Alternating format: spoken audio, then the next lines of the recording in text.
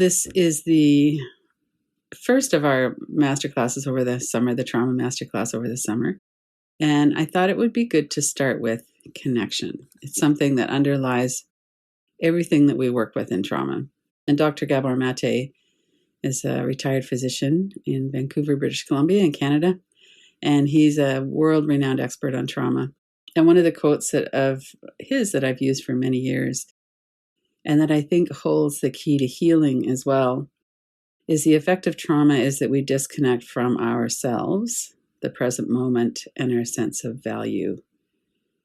So the pathway to healing then would be to connect with ourselves, the present moment, and our sense of value. So that's a lot of what we do in all of the work, and we're specifically focusing on that today. One of the ways that this works, especially for children, is that when we're not taken care of, we're not seen, we might be abused in some way or hurt. And there's this emotional neglect, the lack of emotional attunement, that's really tough for kids. And it's hard for all of us as adults as well, when we don't feel like we're understood or valued for who we are. But this disconnection, the root of it is often in childhood, that we don't feel connected to our parents, our caregivers, our adults. And we end up with this disconnection and this feeling like the reason that we're not connected is because there's something wrong with us. So children always turn that against themselves.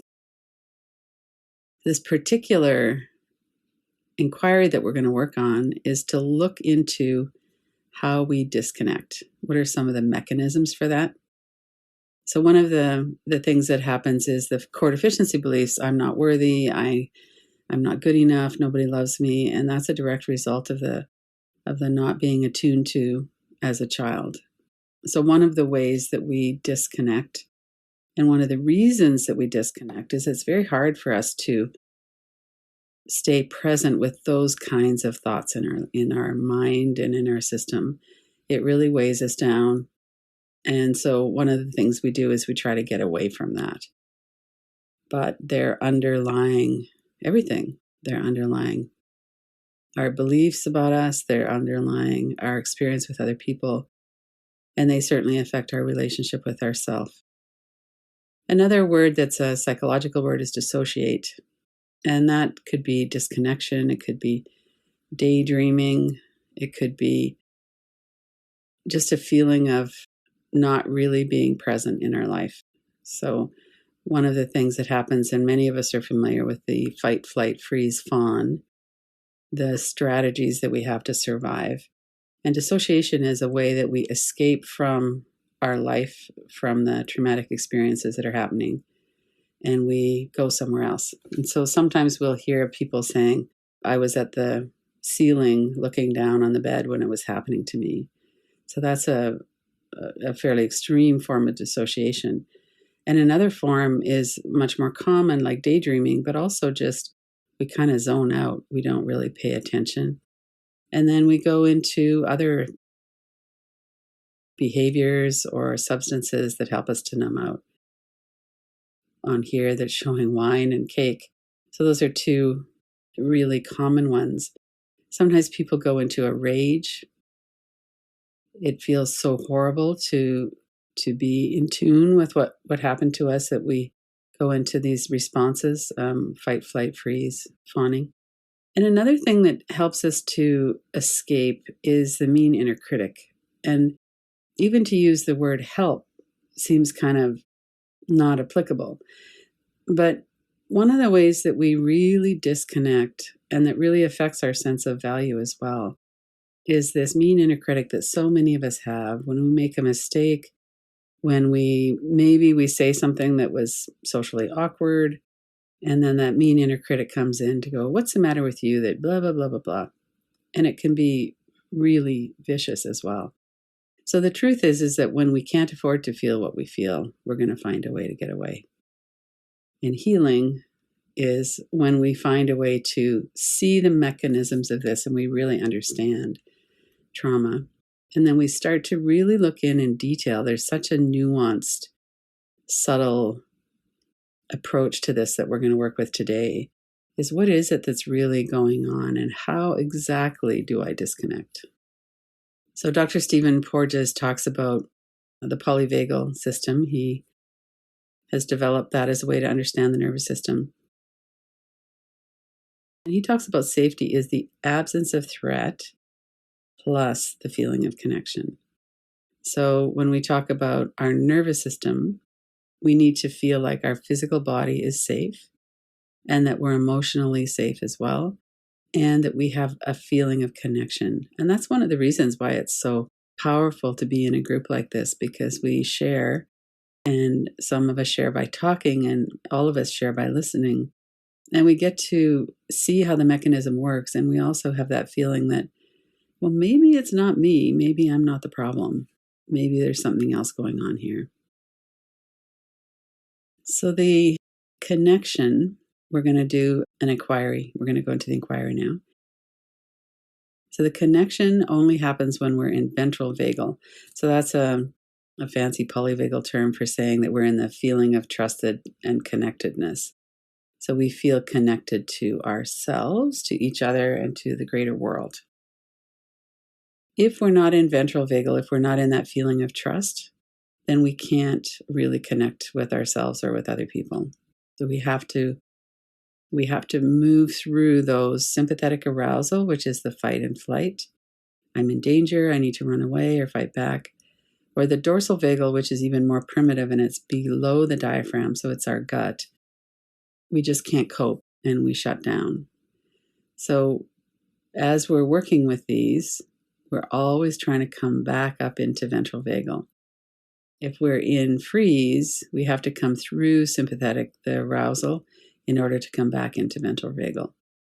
So there's a lot of information that, and a lot of ways that we can work with that. There's 3 videos in a series on the polyvagal system on my YouTube channel if you want, and Stephen Porges has a lot, Deb Dana has a lot about this. But for our purpose here, what we're going to do is do some down regulating in our nervous system, and then we're going to do an inquiry. So first of all, notice what's happening in your system right now. One of the ways to work with this is to breathe. The one thing that always happens when we're in freeze is that we don't breathe very well. We have a very shallow breath, or we're holding our breath. And it makes sense that we're trying to avoid being seen by a predator. And so we're not going to allow ourselves to breathe fully. So that might be something that happens as you're doing the inquiry, and certainly as we're moving about our lives, is that many times we notice that we're holding our breath. So take a moment now to take some deeper breaths and see what that feels like in your system. Breathe in deeply and breathe out a little bit longer than you're breathing in. And as you're breathing out, relax your belly. Let your belly move back towards your spine as you breathe out. And then take in some full in-breaths as well.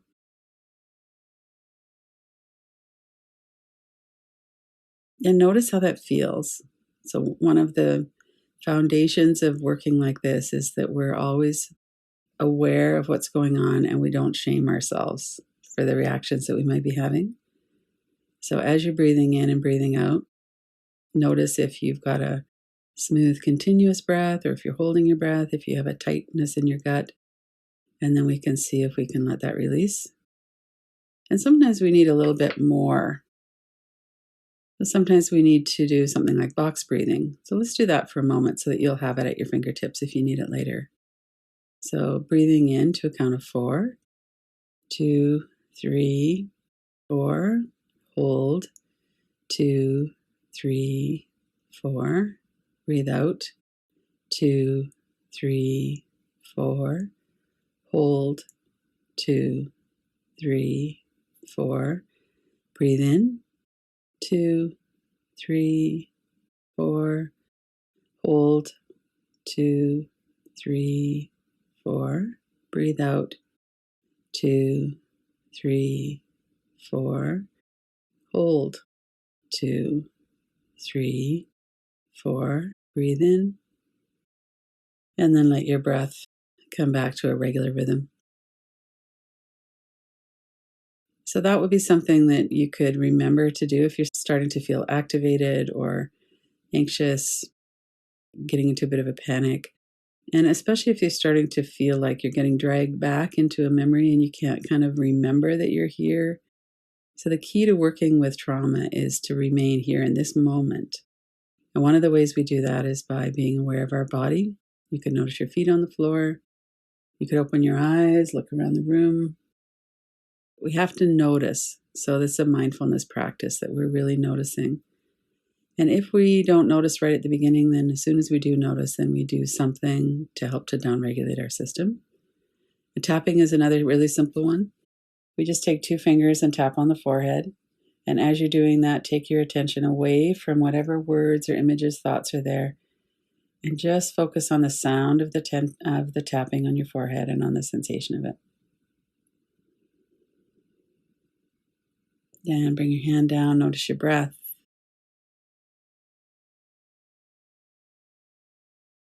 All right. So going into the inquiry, one suggestion is to recall a time when you made a mistake.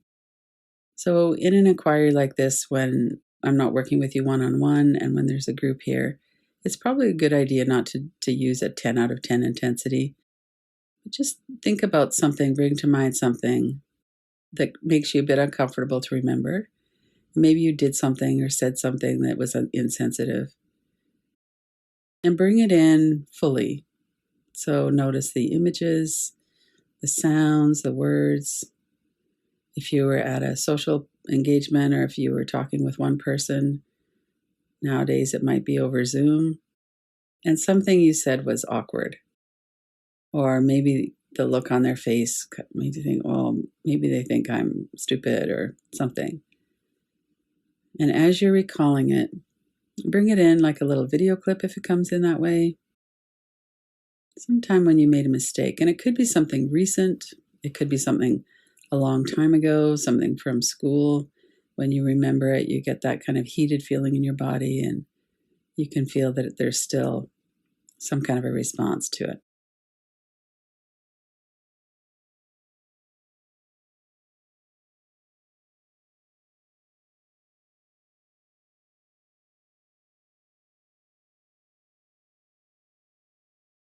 And so part of our attention is focused on the incident that we're recalling. And part of it is that we're remaining aware and present. So right now in this moment, what does it feel like in your body and in your breath? Is your breath still continuous? Are you holding your breath? And what's happening in your body? Are you tightening up through your shoulders? Are you clenching your teeth? Are your arms and legs kind of restless?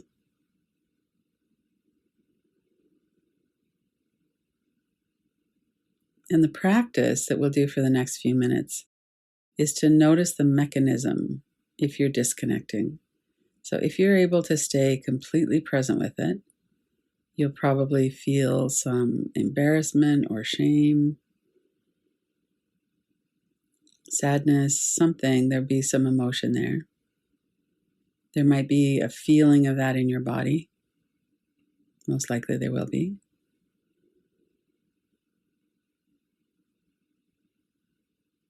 And if you're disconnecting, how is that happening? It might be through the mean inner critic. Well, that was a stupid thing to say. What do you expect? Or something nastier.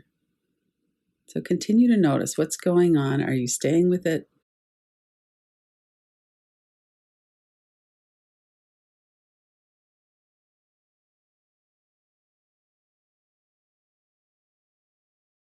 One of the ways that we can monitor disconnection is through our thoughts. It might be the inner critic, it might be something else. One of the ways the flight works is that we just disconnect. We start thinking about something else.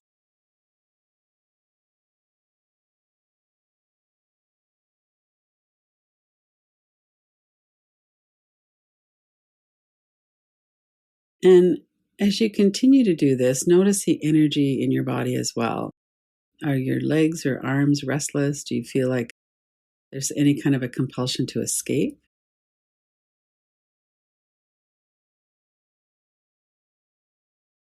So, as we're doing the inquiry, just keep returning to self regulation, aware of your body and breath. If you notice that you're holding your breath, then pause and focus in on relaxing your belly again. And notice the feelings and sensations in your body. So sometimes if we're feeling like we're getting dragged into something, then putting a pause on that and really feeling and noticing the sensations in your body can help. Notice if there's a color, a shape. Is it moving? Is it still? You can always do some tapping. Bring your attention away from images into the sensation and sound of your tapping on your forehead. And once you're a little bit more regulated, notice your breath as well. And then you might ask, can you stay present with this energy? And one of the things that we can look into is this energy here to hurt me? So when we have a feeling of shame or fear, something's going on that we're feeling threatened by,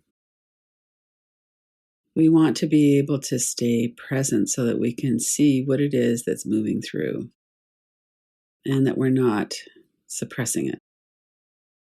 One of the ways that we can do that is to look and see, why is this energy here?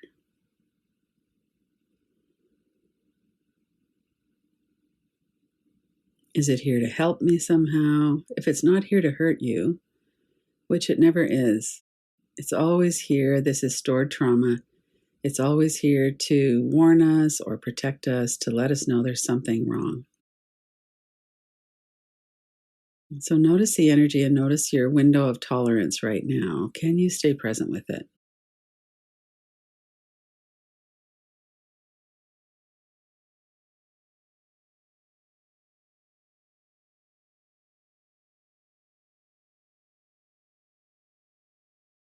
Notice your breath. Let your breath help you to stay present. You could also notice your feet on the floor. Hold your hand, your own hand. Get the warmth and solidness of that support. Put your hand on your heart. There's many ways that we can remind ourselves to be here. And then bring that memory up again.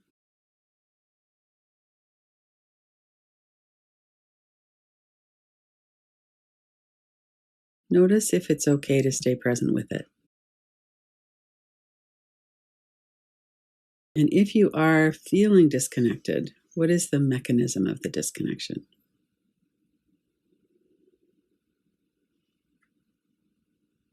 Is it the inner critic? Is it shaming yourself? Is it dissociating, kind of going off somewhere? Your mind has fallen asleep maybe, or more likely gone into another train of thoughts. You might be having an angry response, either at the person that was in the memory or maybe at me for stirring it up. Just notice what's going on in your mind, in your whole system. How does that feel in your body as well?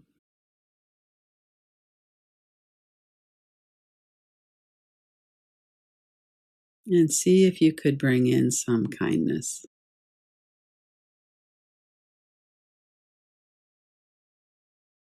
We're hardwired in our nervous system to want to avoid feeling isolated or ashamed or embarrassed, to be hurt. And we're hardwired to want connection. So as we do this inquiry, anytime that you're starting to feel disconnected, pause, come back to regulating through your body, through your breath, and maybe through offering yourself some compassion. These are hard situations to be in. And depending on what you're working with, this might have been something that's affecting you even now. Especially if we didn't have any support or any way to feel what was going on at the time that it was going on, it gets stored.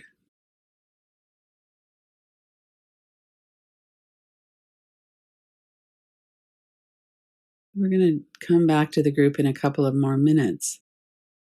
But just to notice, what do you feel now in your body? Are you feeling connected? Can you come back into connection? And let go of the inquiry and instead move into more of a review. What was going on for you as we began? As you moved into the beginning stages of it, through the middle, the end? Did anything surprise you? What were the mechanisms of disconnection?